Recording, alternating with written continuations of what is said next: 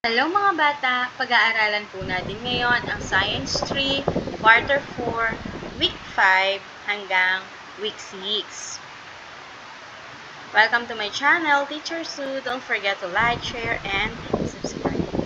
Ang topic ngayon ay pag-iingat sa iba't ibang kalagayan ng panahon. Paano ba tayo makakaingat sa iba't ibang uri ng panahon? Ang kalagayan ng panahon ay nagbabago araw-araw. Mahalaga na malaman mo ang mga pag-iingat na dapat gawin sa iba't ibang kalagayan ng panahon upang mapangalagaan ang iyong sarili.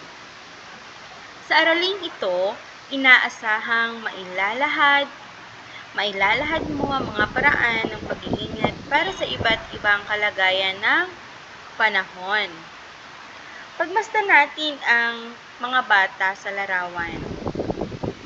Ano ang kanilang mga kasuotan sa paa at ano ang kanilang mga damit, ang kanilang dala-dala. Okay, dahil ang uri ng panahon na ipinapakita dito ay maulan, sila ay mga naka-jacket at naka-payong. At kung mapapansin nyo po, dahil basa ang kalsada, marahil na mabasa ang kanilang mga paa, sila din po ay nakasuot ng bota. Protection din po iyon sa baha, sa tubig baha, na maaaring madumi ang tubig galing sa baha. Okay, pagmasdan naman nating mabuti ang larawan na ito. Okay? Nakapayong ang dalawang bata na mukhang tuwang-tuwa, ngunit hindi sila nakabota, no? Kasi, bakit sila nakapayong? Kasi po ay mainit ang panahon.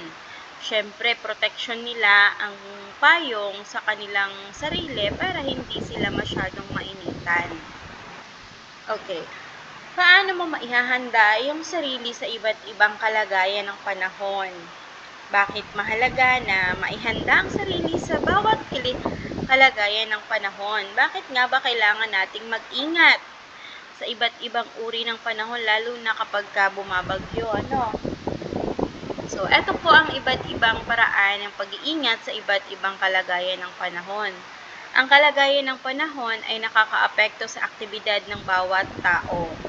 Kapag tag-araw, kalimitang ginagawa ay mga gawaing pampapresko tulad ng pagliligo at paglalangoy sa dagat, sa swimming pool, sa mga bati, sa mga falls.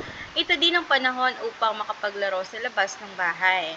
Kapag mahangin at maulap ang kalangitan, karamihan ay pinipiling manatili lamang sa loob ng bahay upang makasigurado na hindi maaabutan ng ulan.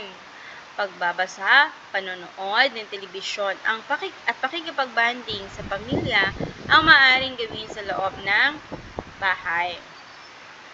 Kung umuulan or bumabagyo, lahat ay nananatili sa loob ng bahay. Delikado ang paglalaro sa labas, 'di ba? Ang kasiyahan, trabaho at peligro ang tatlong bagay na dapat isaalang-alang upang mapaghandaan ng iba't ibang kalagayan ng panahon.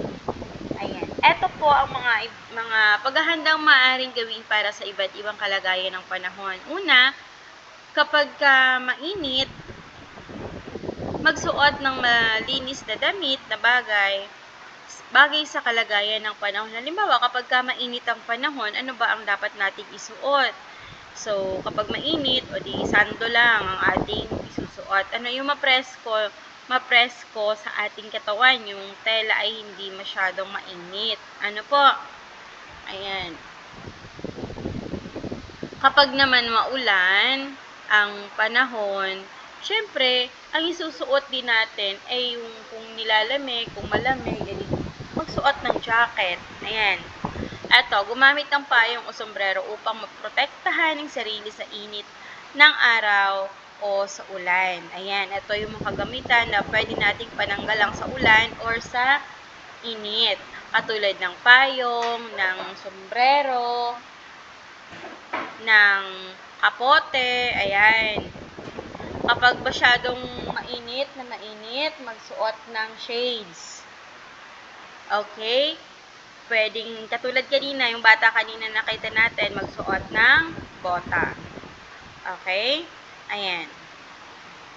Ugaliing magdala ng maliit na panyo o tuwalya na maaaring magamit sa pamunas ng pawis kapag mainit ang araw o pantuyo ng kamay o buhok kapag nabasa ng ulan.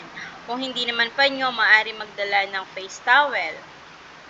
Ato, uminom ng maraming tubig and fruit juices, kumain ng prutas at gulay na makakatulong upang makaiwas sa sakit na dala ng pagbabago ng panahon. Kapag malakas ang ating resistensya, palagi tayong umiinom ng tubig, tayo po ay makakaiwas sa anumang sakit. Sunod, panatilihing malinis ang paligid at iwasang kumain ng pagkain na hindi nahuhugasan at huwag uminom ng maduming tubig. Ayan, ito po ang wag na wag nating gagawin, ang uminom ng maduming tubig. Kaya kailangan lagi nating sisiguraduhin na ang mga pagkain natin ay laging nahugasan at ang iinumin natin ay malinis. Ayan, maligo araw-araw at maglagay ng baby powder kung mainit ang panahon, baby oil, lotion o body cream naman ang ilagay kapag malamig. Opo, kailangan natin maligo araw-araw, mag-toothbrush araw-araw para makaiwas tayo sa sakit. Manatili sa loob ng bahay kapag maulan o bumabagyo upang makaiwas sa sakit na dala ng malamig na hangin at malakas na ulan. Siyempre, kapag bumabagyo, dapat lagi tayong naka-ready, yung emergency bag natin, kailangan naka-ready, yung emergency kit. Laging makinig din ng balita. Ayan, ugaliing manood o makinig ng balita upang mapaghandaan ang panahon. Dapat alam natin kung ano na ba ang nangyayari. Okay, sagutan natin ang sumusunod. Isabihin natin kung tama ba ang mga pahayag na naandito or tama kung nagpapahayag ng katotohanan ang pangungusap at mali naman kung hindi. Isulat po ang tama or ang mali sa inyo sagutang papel. Number 1, ang kalagayan ng panahon ay nakakaapekto sa araw-araw na pamumuhay ng isang tao. Okay, ang sagot po dito ay tama. Ito po ay nakakaapekto sa araw-araw na pamumuhay ng mga tao dahil kung ang panahon po ay palaging nagbabago, lalo na po sa magsasaka, sa mangingisda, syempre kung bumabagyo, hindi sila makakapaglayag. So, maaapektuhan ang kanilang hanap buhay.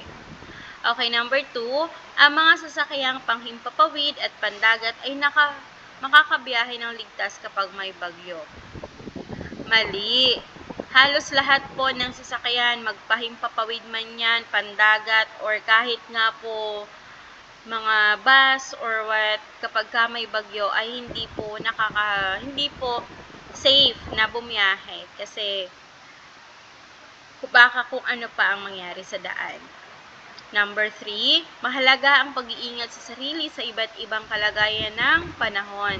Tama, kailangan nating ingatan ang ating sarili. Number 4, nakakaapekto sa kalusugan ng iba't ibang kalagayan ng panahon. Tama. Number 5, ang mga negosyo at trabaho ay naaapektuhan din ng kalagayan ng panahon. Opo, tama. Dahil kung ang negosyo mo ay mangingisda or may factory ka ng kung ano man, tapos palaging bumabagyo, syempre apektado din yun, diba? Ayan, so hanggang dyan lang po. Maraming salamat po sa panonood.